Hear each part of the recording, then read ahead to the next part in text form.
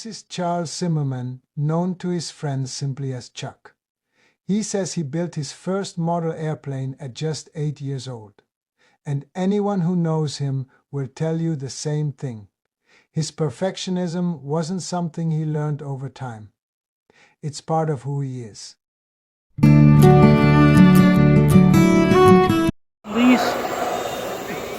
I'm counting now how many of these are in the club, and there are at least 12.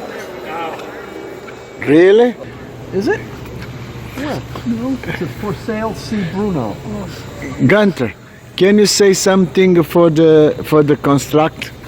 This Is the guy is good? The builder. This is a presentation of a successful design propagated by our master builder, Ooh, where Charles is? Zimmermann, who's right here. Oh, that is Chuck. And he probably built half of these, and he came up with the even bigger one. So we're very happy that it allows us to fly in the armory without any disasters, and we can even fly them outside. So we're going to continue developing this design to come up with even more interesting things. When I first met Chuck, he had just finished building his 12th Jupiter Junior, a refined adaptation of the German design. Not long after, I asked if he would help create a tutorial video for a Portuguese professor who wanted to teach his students the basic principles of aeronautics. Chuck agreed immediately, and together we brought Gunther into the project. The result went far beyond what any of us expected. As Professor Aníbal Soutinho explains, Estamos na fase final do nosso projeto. Já temos 8 aviões construídos, tendo os alunos já voado com estas aeronaves por si próprios construídas. Agora, pretendemos dar a conhecer este projeto a várias escolas do concelho, sugerindo possíveis parcerias. Assim, numa primeira fase e com mais recursos, iremos implementar também na escola do primeiro ciclo do nosso agrupamento igualmente este projeto. Posteriormente, ao nível da comunidade, realizar uma parceria com a autarquia, no sentido de criar um clube local aberto a todos os jovens. De facto, este clube todos os anos tem uma enorme adesão por parte dos alunos da escola. No entanto, devido aos poucos recursos, apenas pequenos grupos de 8 alunos têm tido a possibilidade anual de o frequentar. É de salientar que já há alunos que passaram por este clube que atualmente estudam ou pretendem estudar em escolas de pilotagem.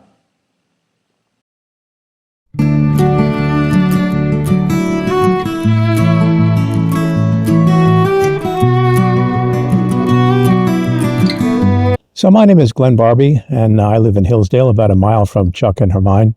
And I guess I've known them for about 5 or 6 years now. I was introduced to them by Carlos Molina, a lifelong friend of theirs, whom he affectionately knows as Coco. And at the time, Chuck was building an absolute squadron of Junior Jupiters with wonderful flying machines that still fly here in the Teaneck Armory routinely.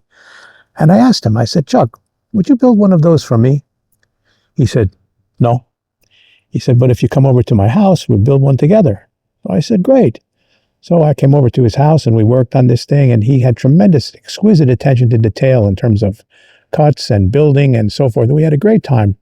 And I met his wife, Hermine, and I was absolutely impressed by the devotion that they have to each other. It's a great partnership. I met their little dog, who unfortunately has passed since then, but he was a delightful little animal.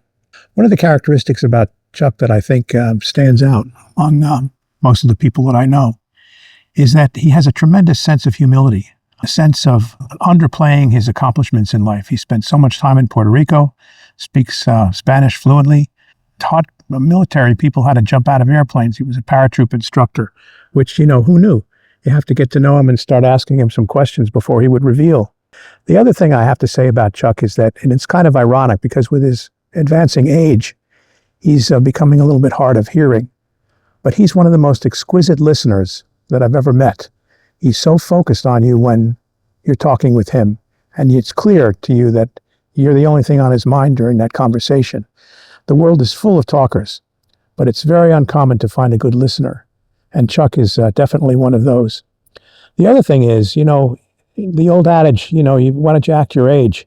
Well, most of the time when you say that to somebody, it's a derogatory remark. You're asking a young person to act like they're older.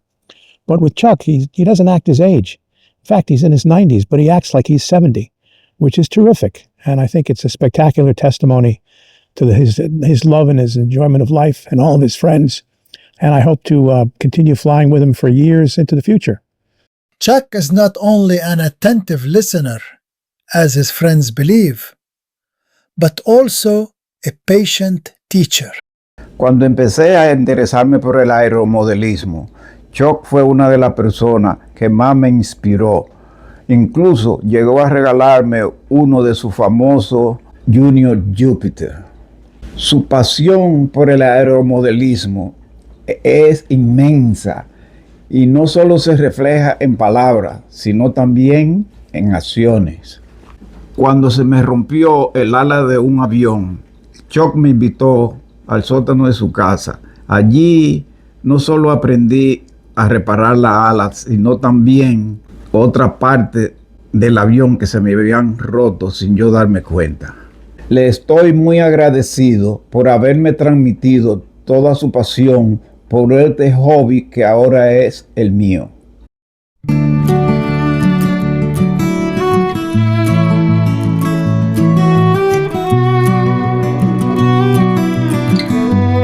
I captured a fascinating conversation between Carlos Molina and Gunther McKeown, a vivid reflection on Chuck Zimmermann and the deep, enduring passion that drives him as a model aircraft enthusiast. I'm trying to remember the first time I met Chuck. I think it was when I was introduced to the Silent Flyers. One of the Silent Flyers meetings, I met Chuck. And he didn't say too much, but he indicated that the best part of the meeting was when you would bring all the good food. This was in Park Ridge, remember? Oh yeah, we used to cook a lot, watch movies, and that was really neat. Yeah. And I didn't know too much about him. Obviously he was an elderly gentleman and he knew a lot about airplanes, but I didn't know what he did. I got to slowly learn more, and he always surprised me with what he did. I said, oh, and what he knew about in model airplanes, where he did it, which was Puerto Rico, to a large part, and then over here. So I was fascinated, and I just got to get closer to him and Hermine, and it's been fun really learning from him. And he's, as you know, he's a perfectionist, so he makes me look bad. But what's your experience with him? Well, I met Chuck when I was 12 years old. 12? Oh, that was 20 years ago, huh? Yeah, a little more. Yeah, and my father was also from Puerto Rico. They did a lot of pineapple. But he was a banker, I think. That was his... Yeah, he was a banker. But when Chuck was a kid, when he was in college and whatever, my father and him, they kind of knew of each other because they were in rivaling fraternities. Oh, really? Okay. And it was quite interesting. He flew airplanes in Puerto Rico. They had very few model airplane clubs, but Chuck flew planes, and my father flew planes also. One of the interesting things is Chuck. Neil's tester.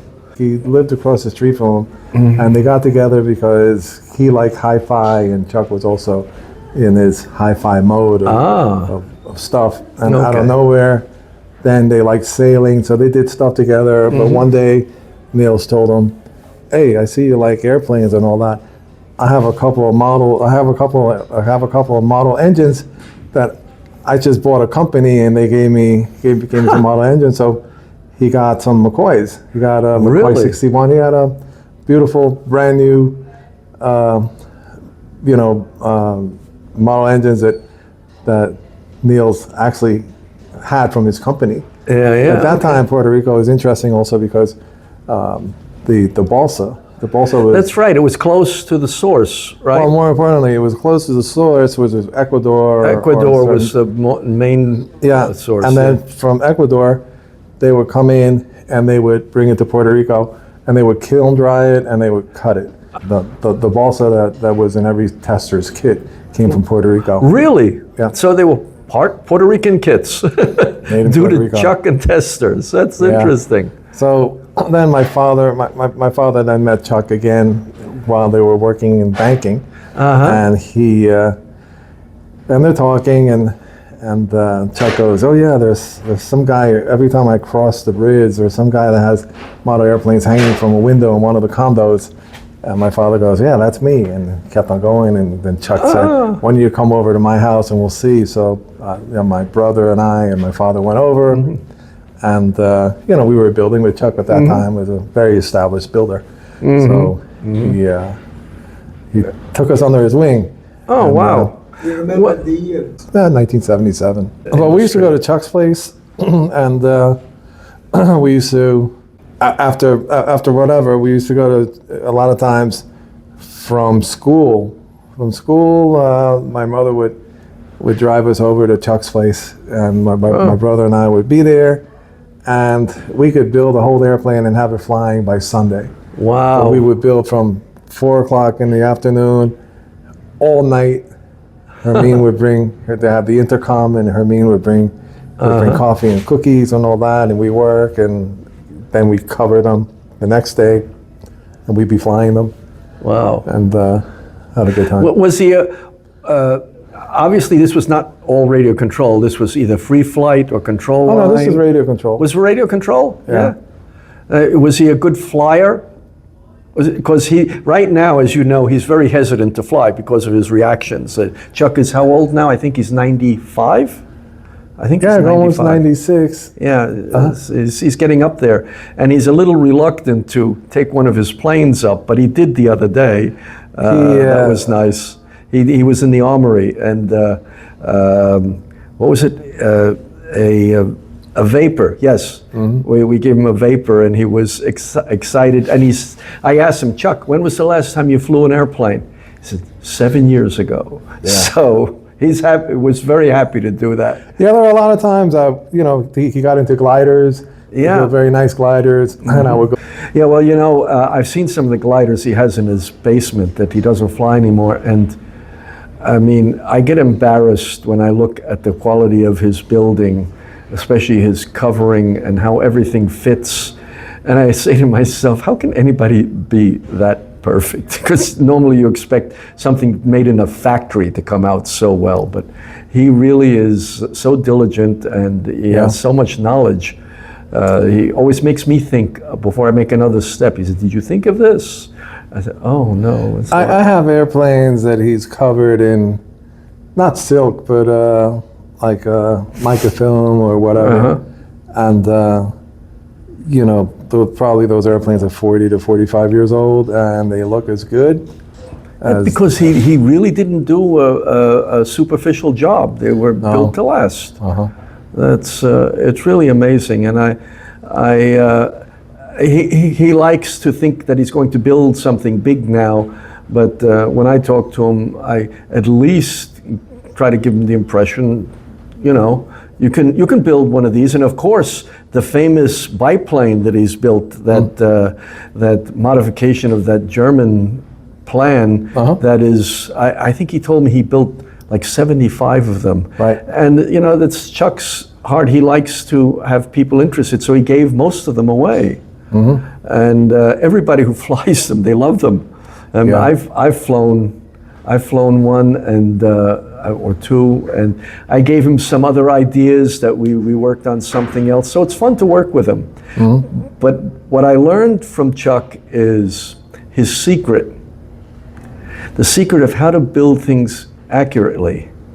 And I never really bothered with that, but a lot of people know this. He has a jig for everything. The reason he built so many of these biplanes is he built a perfect jig for the airfoil of the wing, for the angle at which it gets glued together. And I was just a little bit maybe too lazy to go through all this trouble of building a jig. You know, with him, his approach has always been, if he likes the airplane, he's more than likely going to build a whole bunch of them. Right. So the first day, from the first time that he starts building, he makes a jig. Mm-hmm. Yeah. You know, he would make. There were airplanes before that. He would fly the Amtique, Millie Amtique, the Amtique. Yeah, I remember that. And I mean, he'd build the same airplane, boom, boom, boom, boom, boom, you know, same airplane. And there are sometimes he would crash one. And in 36 hours, he would have a brand new wing. Yeah. So he would build rather fast. And, he's and he knows how to work with the different materials. Mm-hmm. What it really amazes me now, I mean, he's getting on in years, but I'm surprised with how he can solder the smallest wires. I couldn't even be bothered, but he will make the minutest connections, and they work. They're really done quite well, and I'm impressed. So his eyes are very good. He's evolved. He does very well now. He does his jigs and all that, and he's using like a 20 watt soldering tip, which is great. Before that, he had a Sears one. The monster. Yeah, he had the gun one, and I thought that was the greatest thing. So I bought one, and literally when you turn it on, you could see the lights flicker in the basement because it was like 150. And you can feel it vibrating in your hand. Right, and you're trying to solder something really small, and I remember that I was helping him solder a speed control, and I was holding onto the motor, and he's holding onto whatever, and he slipped, and the soldering gun went right. Oh, there it is. You see right there. Oh. So I got a little sizzle from that, and that's when we decided that maybe going to a smaller soldering gun would be better. Okay. Yeah. It's really intriguing the diversity that he has in everything. In moving vehicles, although I don't think he's into cars or any of those kind of vehicles, but boats he likes. Gliders are his specialty, but also what I like about him, he has built so many really lightweight airplanes, which are typically more difficult. You know, a big thing flies easily. A little thing doesn't fly so easily. Well, there was a time he also got into big scale planes. Oh, I saw one in his basement. Oh, a giant, like 1/3 scale hang glider or something like that. Yeah. Gigantic. Oh no, the best one was he built an airplane so big that he couldn't get it out of the basement. And I think he had to take out the side window, and they snuck out a couple parts that way. Really? It was actually very big. And when he realized that it was getting big, he's like, well, I got to finish it. So he did. But he did a lot. But a lot of times, when Chuck evolves, he does very well. And there was one time when he used to build big stuff, you know, he would only use the good wood, which is the heavy wood. Yeah. A lot of plywood and a lot of stuff because you have to make it crash proof. Right, exactly. So his airplanes in the beginning, when he was building the bigger airplanes, they were heavy. They were beefy and heavy. And then he got to the point that he started building the light stuff. Yeah. But you know, you have a reference of how light and how strong you're going to be.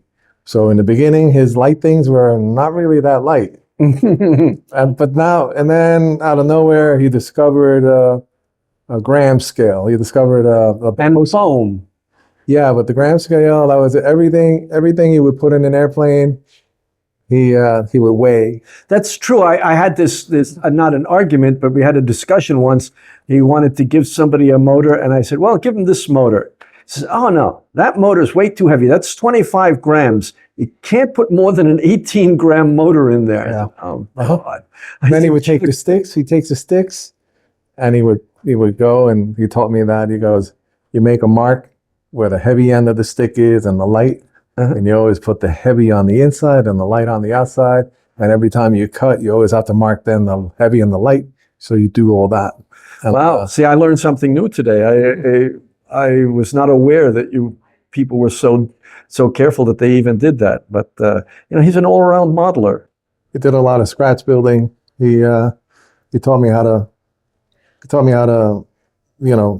how to instead of cutting every single rib, you make two big ribs and you tighten everything together and then you sand them. So you sand all your ribs. Builders hang around with builders and you have a building circle. Yeah. And sometimes you have the ones who loiter about, who don't build, but they know that They know everything better. they know, but at least, they know that the scraps are going to come to them. So a lot of times, they're looking around, but I remember I used to build with Chuck, and he's very particular in that if you build with him, you have to build to a standard. That's true. That's true. So a lot of times he would give me things, here, sand this, do this, and okay, let's go. But the interesting is, like, with a very good builder, you could get airplanes from, you'll find airplanes in a swap meet, you'll find airplanes halfway built, and Chuck will be like, I could build it myself, so why do I want one?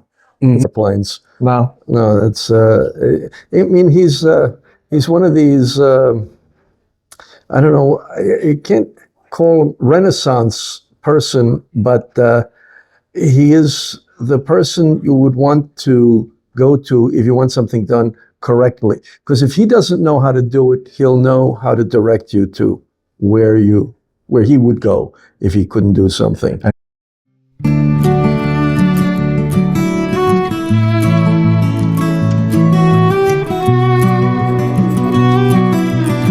Anyone who knows Charles Zimmermann can attest to this truth. What you've just witnessed is only a fragment of a life lived in many dimensions.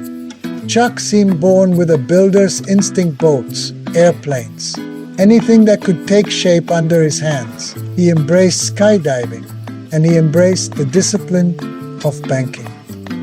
And perhaps that's the real story. A man who lived fully in every direction he dared to explore.